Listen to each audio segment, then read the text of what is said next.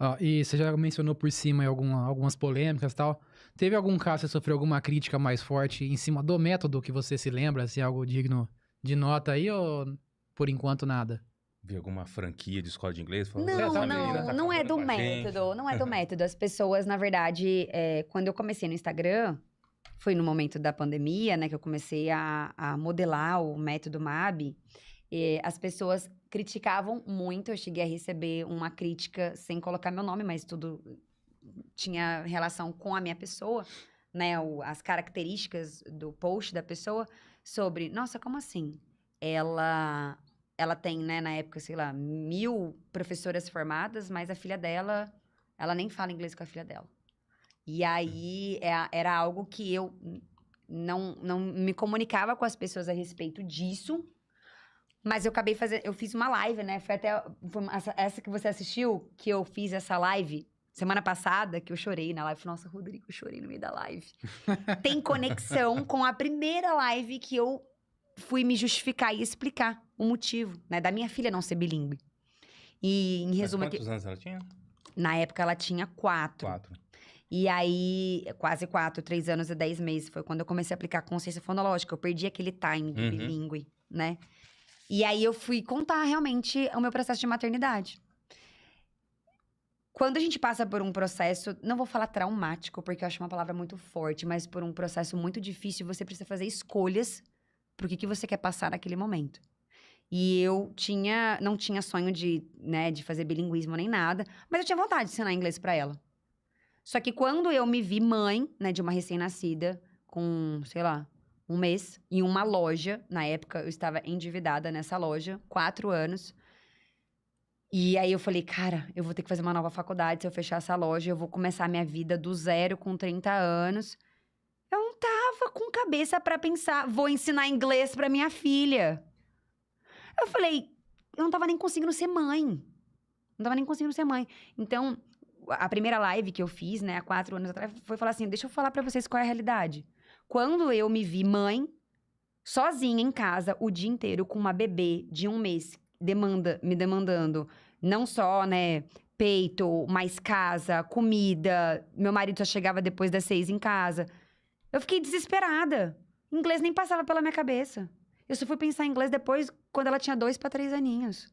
E aí, foi uma nova faculdade, entrei numa escola. Na hora que eu vi, tipo, eu perdi o time. Eu tava tentando sobreviver à maternidade. Não tô justificando, mas foi algo que me fez ter que escolher. E aí, semana passada, eu fiz uma segunda live, que seria uma continuação dessa live de 2 anos atrás, 2, 3 anos atrás, que foi uma live que eu acabei chorando. Por quê?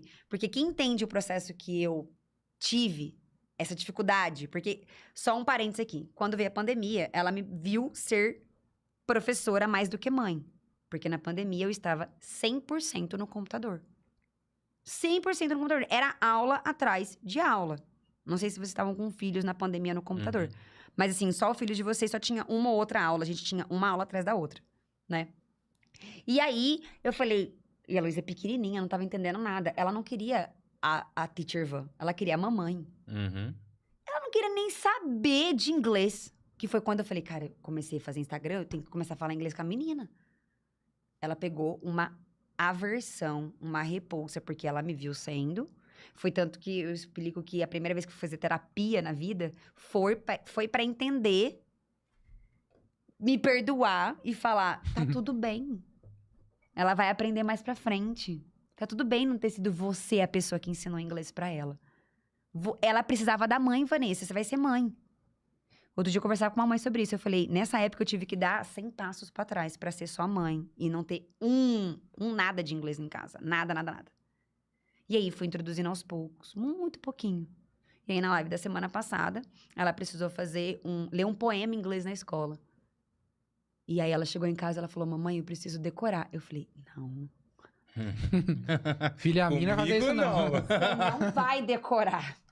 Você não vai decorar, você não vai bater o olho na palavra e vai falar o que eu falei pra você que tá escrito ali. Nós vamos decodificar. E, gente, uma criança de 6 anos decodificar, sei lá, umas 12 palavras em 2 frases é muita coisa. Mas assim, não é palavra tipo, I see a cat, the cat is fat. Não! Eu vou ler pra vocês, tá? A frase, porque foi uma frase que eu falei, você tá de... Muito difícil. Eu falei, você tá de brincadeira. E eu falei, a mamãe vai te ensinar a ler esta frase. Deram um Shakespeare pra menina ler lá.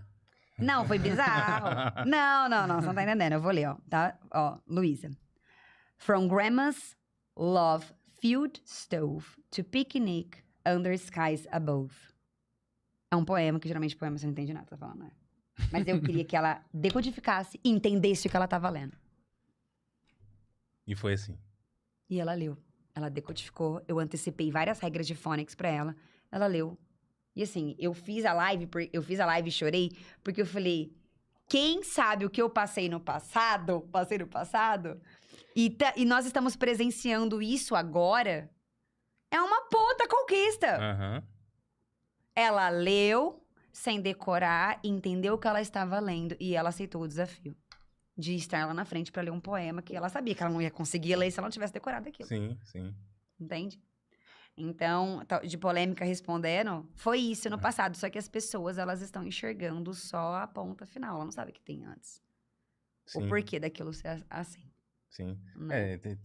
É o estado de vida que você tem, né? Você era mãe, esposa, e a primeira coisa, realmente, é a responsabilidade que você tem é ser mãe.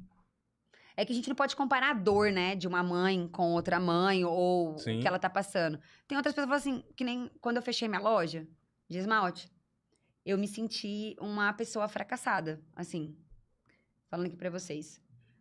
Primeira missa que eu fui, eu sou católica, eu frequento missa, eu cheguei na missa e encontrei com um carrinho de neném, com a Luísa no carrinho de neném, uma mulher falou assim, menina, passei na frente da sua loja e tava fechado. Eu falei, nossa, eu não dei conta de ser mãe e ter loja. Imagina, inglês nem passava pela minha cabeça. Aí ela falou assim pra mim, imagina, eu com gênios, tava com um pé aqui no carrinho, o outro aqui no colo, e eu digitando aqui, trabalhando. Eu falei, cara, ela era foda. Eu não dei conta. Então, Às vezes não foi nem mãe, nem empreendedora. Mas enfim, eu não sei porque eu abri falei esse assunto, mas foram tantas coisas que aconteceu que eu não tinha cabeça pra falar, vou ensinar inglês pra minha filha, né? Eu não tô comparando. Tem gente que passou por tudo isso e conseguiu. Sim. Congratulations, if you did. Mas é assim, né? É isso. Vitória, parabéns. Obrigada.